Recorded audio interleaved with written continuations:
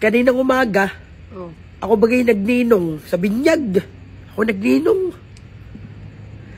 Ako'y napaagap sa simbahan. At ang binyag ng aking inaanak ay alas 9 ng umaga.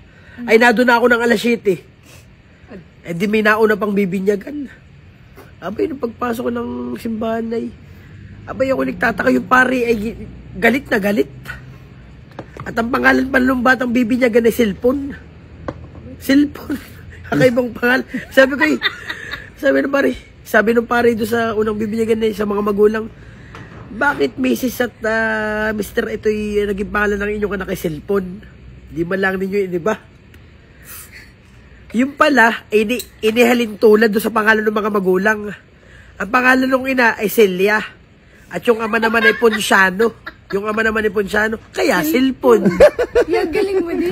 Ay, doon ang walas 9 na. Diyan yung aking inaanak. Ay, salamat naman. 2 oras ako nag-aantay, narito na. Ako nino nga ay.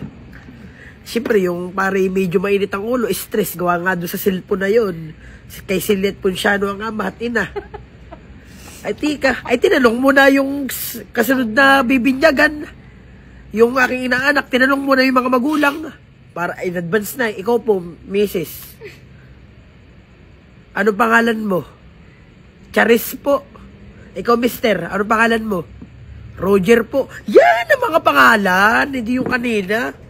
Ano pangalan ng inyong anak? Ano pangalan ng bibinyagan? Charger po. Tayo na. Kayo umalis na. Sabi na. I let you say, Charis at Roger. Ano pangalan ng anak? Charger. Charger.